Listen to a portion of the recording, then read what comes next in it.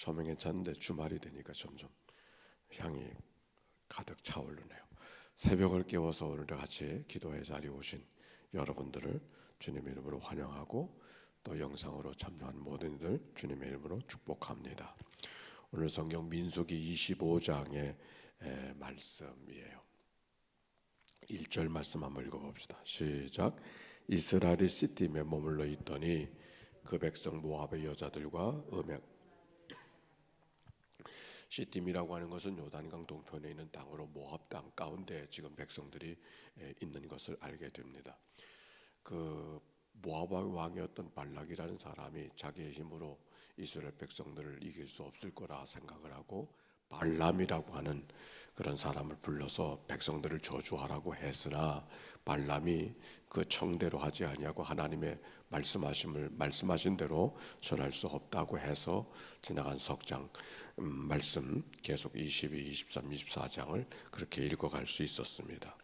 그런데 어떤 일이 벌어지냐면 시딤에 머물러 있던 이스라엘 백성들 모압 땅에 있었는데 이제 그 모압 땅에서 요단강을 건너가면은 이제 가나안 땅이 되는 거 아닙니까?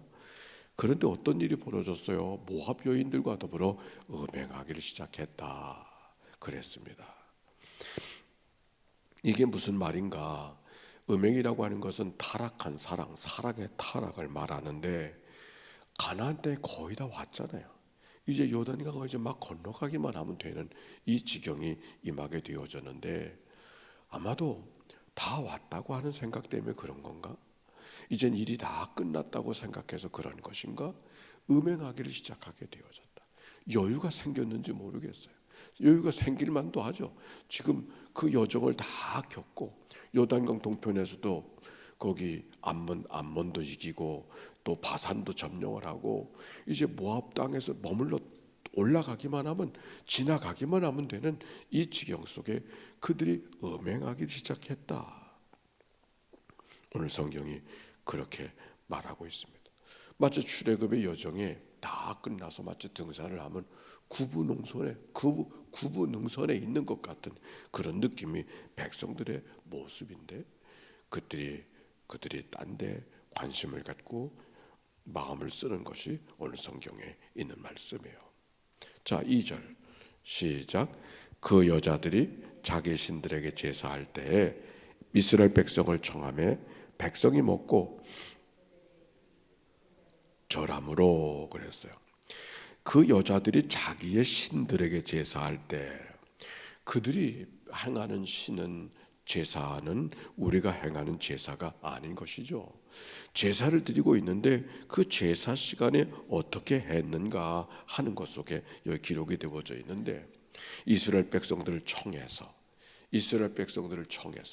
아마도 모압 백성들이 정상적으로는 이스라엘 백성들을 이길 수 없다고 하니까 다른 회유책을 쓰고 있는데 이런 이스라엘 백성들을 청해서 지금 제사상으로 초대하고 있는 모습이 오늘 성경에 있는 모습인데 이방 제사가 어떤 제사였는가를 우리가 먼저 이해해야 합니다. 이방 제사라고 하는 것은 그 제사를 드리는 게 단순히 절하고 그런 것이 아니라 먹고 마시고 춤을 추고 하는 이런 모습은 그 제사에는 어떤 사람들이냐면 이 성전 창기들이 있어서 제사를 하러 오는 사람들과 더불어서 어떤 행위들을 하는데 그 행위가 성적인 자극을 주고 성적인 행위를 하는 이게 제사예요. 그래서 제사하는 사람들이 성적인 행동을 함으로 말미암아 남신과 여신의 성적인 일들을 자극을 해서 그들이 관계하게 신들의 관계를 만드는 일들을 이 땅에 제사하는 사람들이 하는 것이죠. 그래서 이방 신들은 꼭 남신과 여신이 있었어요. 그 남신과 여신은 그저 예배받는 신이 아니라 그들이 성적인 그런 관계들을 하게 돼서 그 하게 됨으로 말미암아 생산이 이루어지고 그 생산이 이루어질 때 밭에서 노는 없을 테니까 미리삭들이 잘 피어오르고 보리 농사가 잘 되는 것을 그런 제사를 통해서 이루어가는 것이 이방 신들의 제사하는 모습이었던 것이죠. 그 자리에 자기들이 제사하는 그 자리에 지금 이스라엘 백성들, 아마도 일반 백성들이 아니고 지도자들을 불렀겠죠. 그리고 제사에 같이 참여하게 했어요.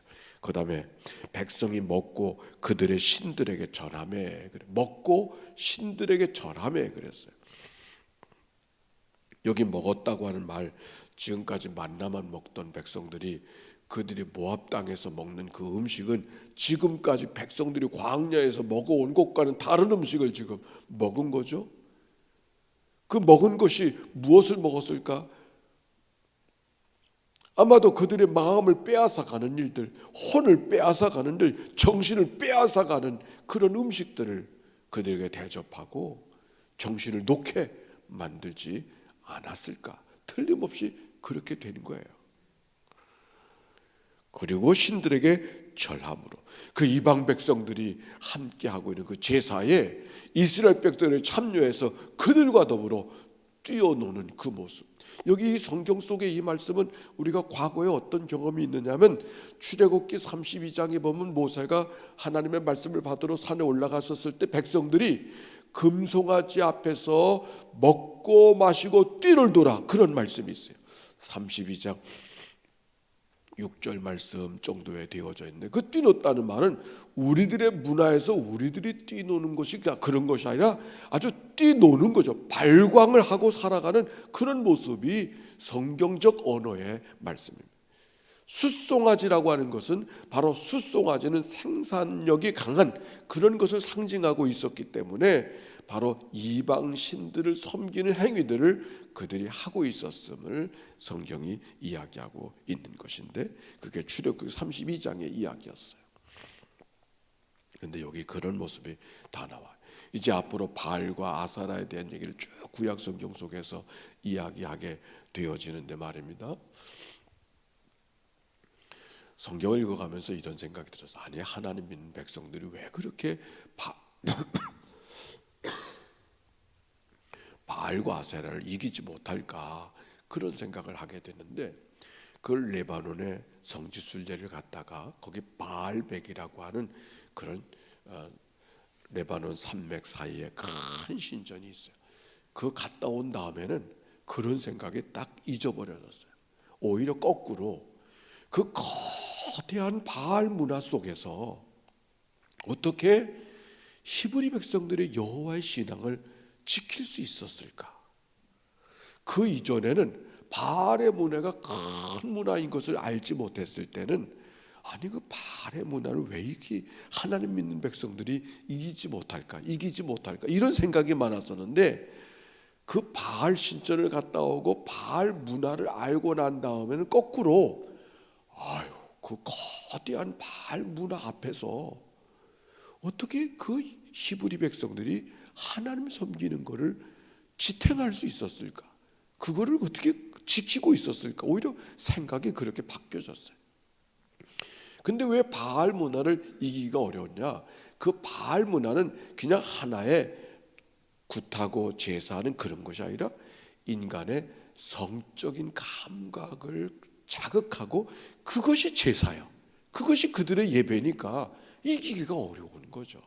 그걸 해야만, 그렇게 해야만 농사가 되기 시작하고, 그렇게 해야만 모든 일이, 자식도 낳고 풀려가는 일들이 만들어지니까 안 할 수가 없는데, 그것을 극복한다는 것은 쉬운 일이 아니었다는 얘기를 하고 있는 겁니다.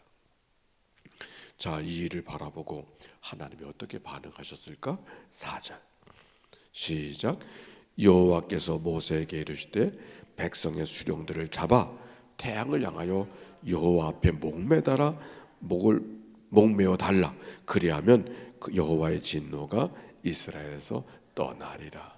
하나님의 마음이 어떤 마음인가? 하나님의 진노를 표현하는 것이고, 하나님께서는 희생이 필요한 것을, 그리고 이 문제를 단호하게 다루시려고 하는 그런 마음을 성경 속에 읽어볼 수가 있죠. 그런데 어떤 일이 벌어졌어요? 6절 이스라엘 자손의 온 회중이 회막문에서 울 때에 이스라엘 자손 한 사람이 모세와 온 회중 눈앞에서 미디안의 한 여인을 데리고 그의 형제에게 온지라. 이스라엘 자손이 온 회중 안에서 그 하나님의 진도 때문에 백성들이 어려워하고 지금 슬퍼하고 안타까워하고 있는데 그들의 연병으로 말미암아, 그런데 어떤 일이 벌어졌는가? 이스라엘 자손의 온 회중 안에서 회방문에 올 때에 이스라엘 자손 한 사람이 모세와 온 회중의 눈앞에서 미디안의 한 여인을 데리고 형제에게 오게 되어졌다.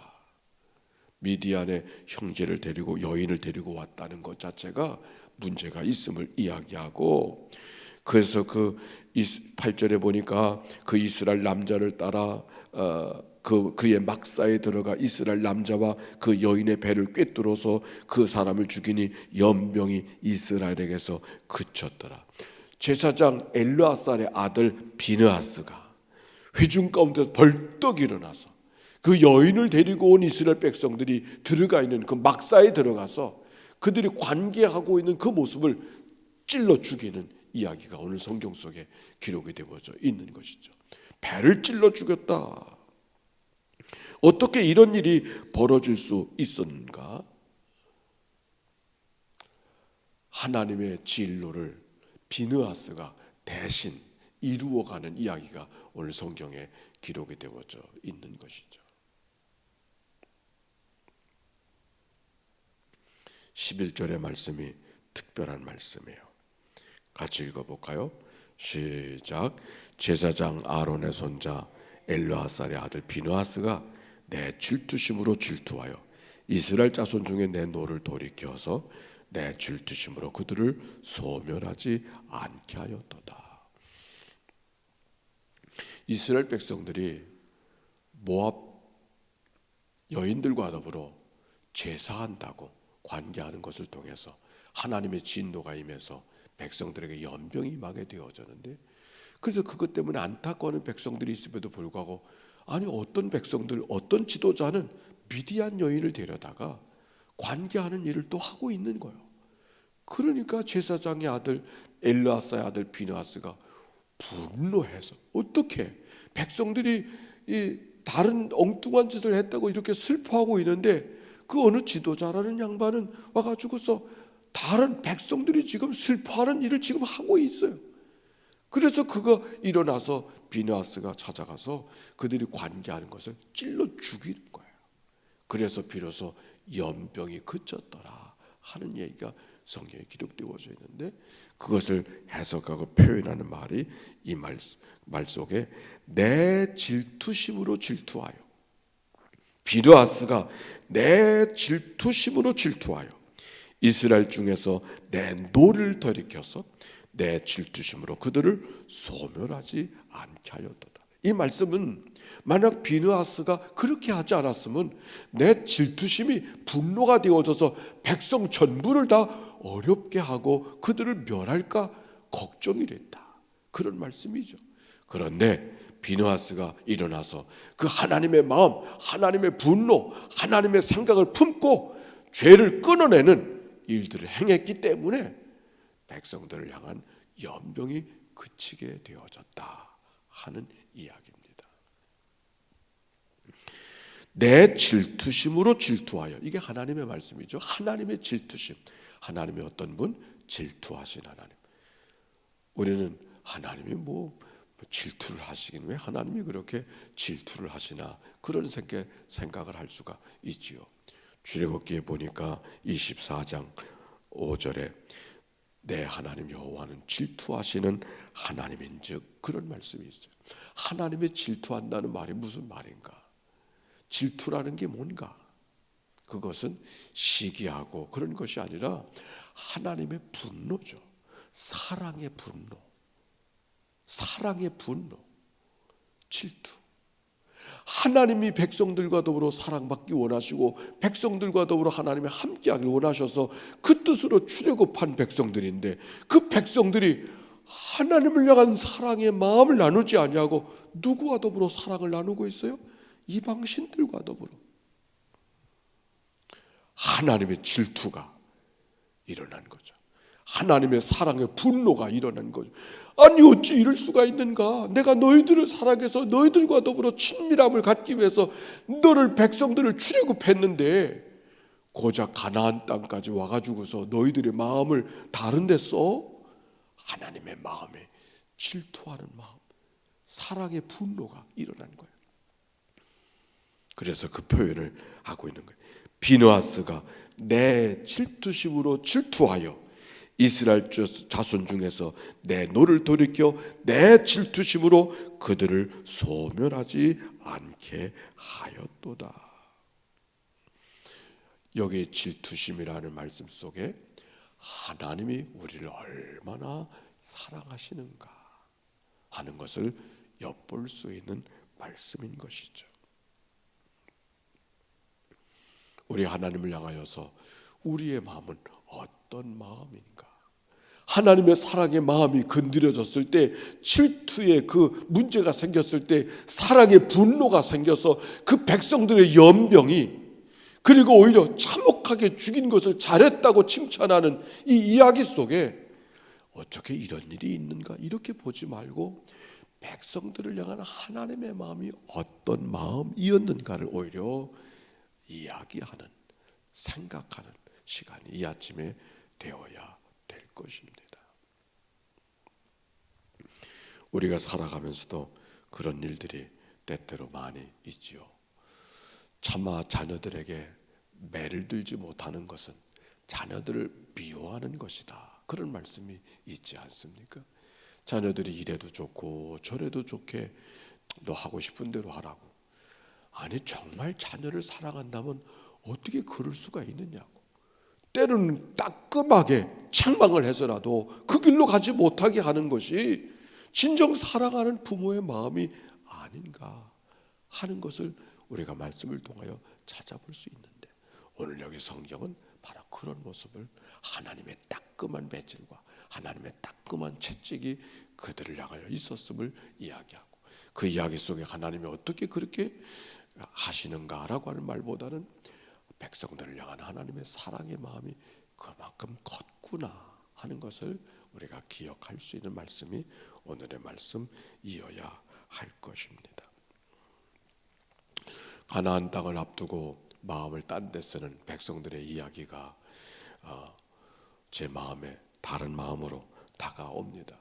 어느 날 이런 사건이 있었어요. 제가 이 산 너머 교회를 미국에서 와서 처음 있었을 터인데, 그러니까 혼자 목회를 해야 되니까 얼마나 피곤해요. 그래도 원로 목사님이 계시니까 제가 원로 목사님을 위해서 하루 시간을 내가지고 저 강화를 한번 갔었던 적이 기억이 납니다. 그러니까 내가 운전을 해서 갔는데, 근데 상당히 그 새벽에 일어나서 다 하고 또 아침에 또 이렇게 갔으니까 피곤했던 것 같아요. 그래서 어느 곳에 장터를 가가지고서 이제 거기까지 많이 운전했는데 많이 졸았던 것 같아요. 졸려가지고서. 근데 다 왔다고 생각하고 있는 그 순간 다른 차를 내가 친 거예요. 이게 다 왔다고 생각해서 그때 좋은 거지. 그러니까 차가 가고 있는데, 그래서 목사님께 좀 좋은 일을 하겠다고 생각했다가 자동차가 부딪혀 버렸어. 지금 그 생각이 이 말씀을 준비하면서 기억나요.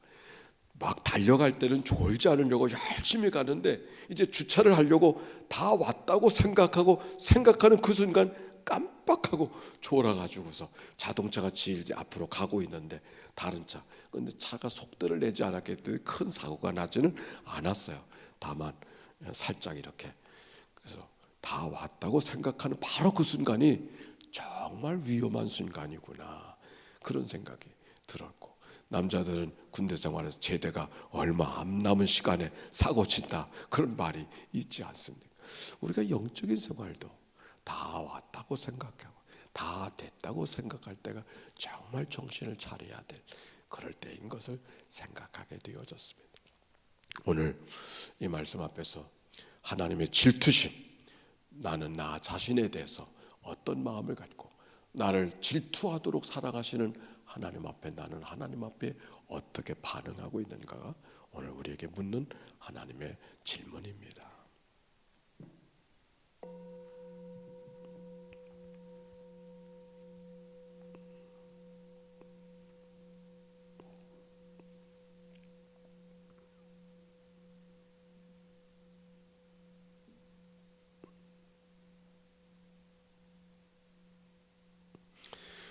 하나님 아버지, 오늘도 이 아침에 단잠을 깨워주셔서 주와 더불어 한날의 삶을 살아가게 하시니 감사합니다. 하나님, 가나안 땅에 다 왔고 이제 다 됐다고 생각했을 때 그들이 하나님을 향한 마음이 사라져버리고 다른 곳에 마음을 쓰고 있는 백성들의 모습을 보면서 하나님의 진노하심, 하나님의 질투하는 마음을 읽었습니다. 오늘 우리를 향한 하나님의 질투의 마음, 우리 마음속에 뜨거운 마음으로 받게 하시고 오히려 사랑으로 반응하고 하나님의 질투하는 그 사랑의 분노를 우리의 마음속에 간직하고 믿음으로 살아가는 저희들이 되도록 인도하여 주옵소서. 슬픔을 당한 가정이 하나님의 평강과 위로가 임하게 하옵소서. 드려진 예물을 축복하시고 예물 속에 담겨져 있는 간절한 기도와 소원을 연락해 주옵소서. 시작되어지는 대신방을 축복하시고 방문하는 가정마다 하나님께서 기뻐하시는 일들과 하나님의 말씀이 선포되도록 축복해 주옵소서. 우리를 구원하신 예수님의 이름으로 기도하옵나이다. 아멘. 이제는 성부, 성자, 성령 삼일체 하나님의 크신 은혜와 사랑과 역사가 이제와 같이 영원히 함께해 주시기를 축원하옵나이다. 아멘. 알려드립니다.